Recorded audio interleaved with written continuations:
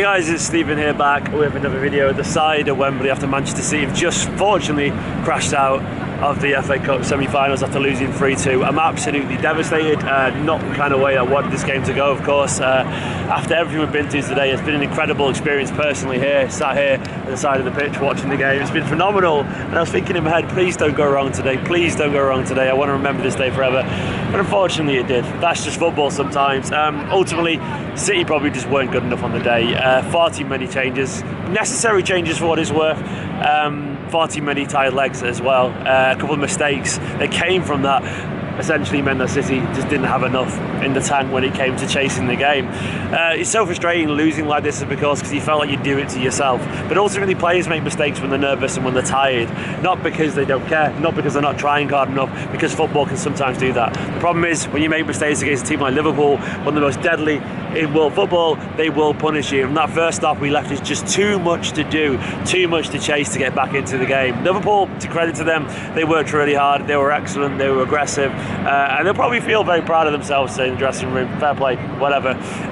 But I can only look at it from the City perspective and think we were that close. We're that close to getting in the final yet again, that close to stepping on that Wembley pitch.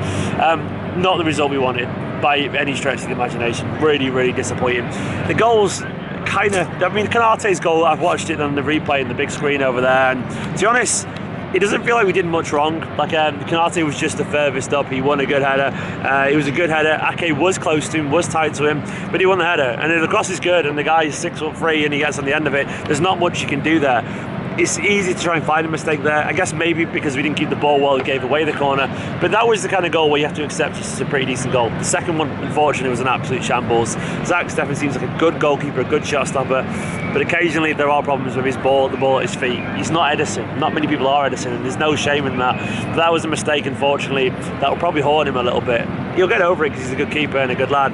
But when you watch how Ederson dealt with that strained moment versus Liverpool and how Stefan did, unfortunately, Ederson got away with it because Ederson's Ederson. Stefan didn't. It's painful. It's absolutely painful.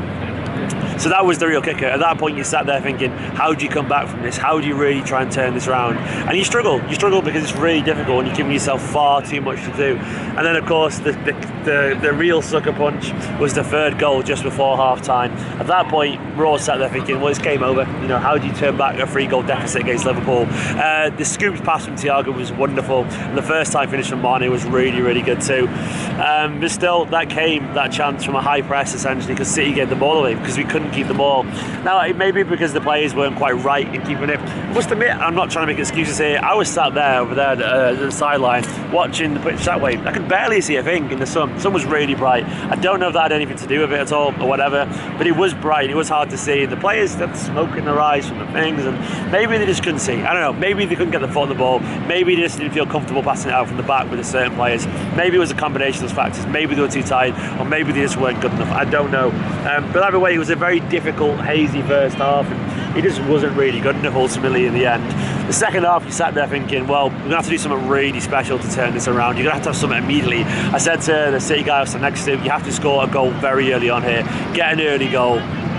Maybe put pressure on and we'll see what something happens. And we got it, of course. Grealish scoring early on was a bit of a boon for us. And you're thinking at that point, okay, we've got an early goal. Hopefully we go on and push forward. Grealish, of course, a nice goal, but then we didn't really turn it into anything after that.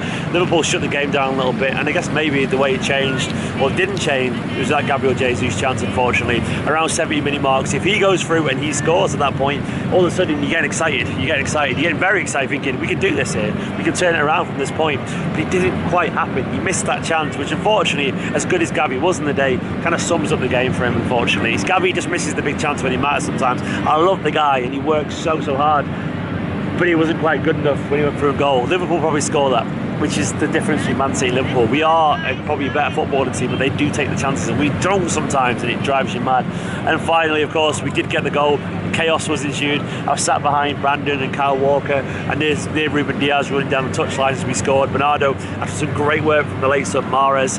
But I loved that. It was great. The scenes were incredible. And then we had a couple of half chances as well. Fernandinho fired over. Sterling as well. We put a bit of pressure on, but ultimately it was just too little, too late for Manchester City. We couldn't quite overturn that deficit.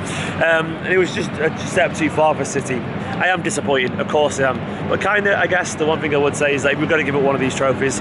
You know, the Premier League, Champions League, or the FA Cup. The FA Cup is the one I would have accepted personally. It's still painful, of course it does, but we are still in the big trophies there, the ones that we're chasing. And the FA Cup, as painful as it is, that isn't going to keep you awake at night. Liverpool, we're good, but I do feel like if the players have been fit and we could use Rodri, Gundogan, De Bruyne, Kyle Walker maybe been available, something like that, then maybe we're looking at a very different kettle of fish here. Man City walk away with a win, and maybe we kind of know that as well as a team. Maybe we do that. It's a very big egg, of course, but that's how it feels like. This was painful, but that's Manchester City. It can hurt you sometimes. But still, you know, this 400 games has been pretty decent. Now, of course, we have to kind of see some players, change some players maybe for the Brighton game. Walker, unfortunately, was signed for him to be wearing a protective boot still. I don't think he's playing anytime soon, unfortunately. Kevin De Bruyne, though, was warming up. He looks sprightly. I'm sure he's absolutely fine. That's good news. I'm sure Gundogan, De Bruyne, Rodri will come back in for the Brighton game, and that all of a sudden could change things around for us. You know, we win there, get the 3 points, the title race looks good for us, and that makes you feel good. It makes you feel good. This game was painful, but we have to move on and forget about it, really. And I think deep down Guardiola probably knew as well that maybe this was going to be a step too far, and he just kind of hoped for the best today. I saw people saying, you've got to play your strongest team, but you don't want these players to get injured. You just don't want it. And it was a tired Manchester City today, a spirited Manchester City in the second half, of course, but one essentially victim of tiredness and their own mistakes. It can happen. It can happen. I mean, individually, I don't think anyone really had a standout performance. I thought everyone was kind of okay at best. Foden couldn't really get into the game. 𝐿𝐿𝐴, Grealish, Sterling, really, anyone.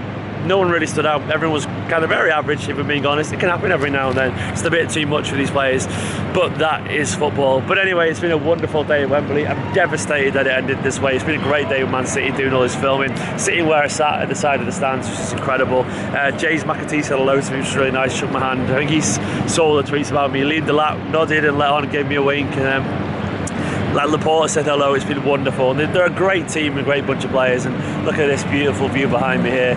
Hopefully we're celebrating some victories again very soon.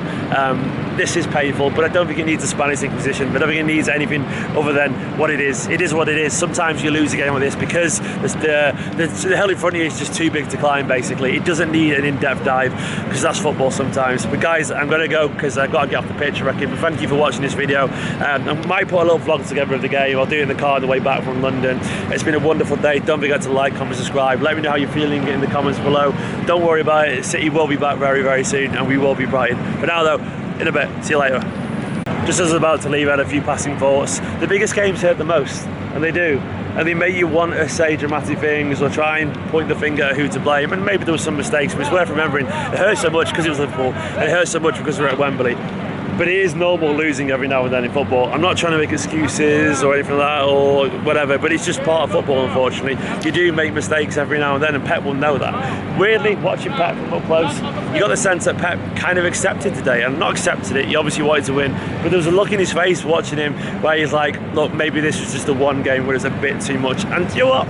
That's sort of fine. Sometimes you can go out there and do your best, but we've seen this before when we get this far into so many competitions, when it becomes a little bit too tiring and you just go one step too far. And it won't be the last time this happens, because that's how good this City side are.